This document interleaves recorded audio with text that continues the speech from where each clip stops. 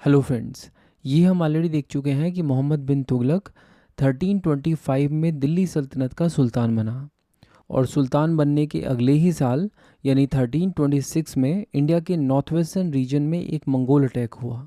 ये अटैक किया था चगतई खनेट रूलर तरमशरीन ने, और इसके बारे में भी हम ऑलरेडी बात कर चुके हैं कि मोहम्मद बिन तुगलक ने इस अटैक में मंगोल्स को काफ़ी बुरी तरह से डिफीट कर दिया था। लेकिन इस अटैक का बेसिकली एक बैकग्राउंड है जिसके बारे में हमने अभी तक बात नहीं की थी, लेकिन इस वीडियो में उसे कवर करना ज़रूरी है। बात यह है कि चगतई खनेट रूलर तरमशरीन ने दिल्ली सल्तनत के ऊपर अटैक करने से पहले इल खनेट रूलर अबू सईद के ऊपर अटैक किया था, जो कि एक माइनर थे।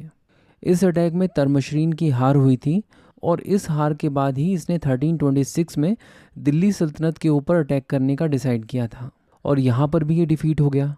बट हारने के बाद इसने मोहम्मद बिन तुगलक के साथ एक प्लान शेयर किया। प्लान था खुरासन को जीतने का।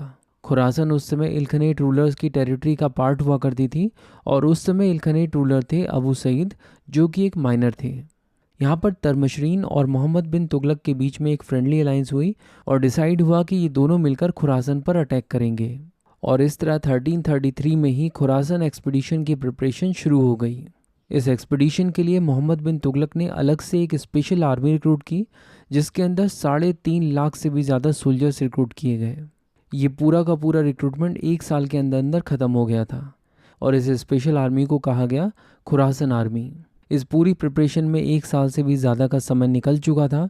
आर्मी के रिक्रूटमेंट, मेंटेनेंस और सैलरी में बहुत ज़्यादा पैसा खर्च हो रहा था, और आर्मी पूरी तरह से रेडी थी अटैक करने के लिए। लेकिन तभी खबर आई कि इल्खनेत रूलर अबू सईद की मौत हो गई है। ये बात है ईयर 1335 की। इसकी वजह से एकदम से इस एरिया की पॉलिटिकल कंडीशंस चेंज हो गई, और मोहम्मद बिन तुगलक को अचानक से खुरासन एक्सपीडिशन अबेंडन करना पड़ा।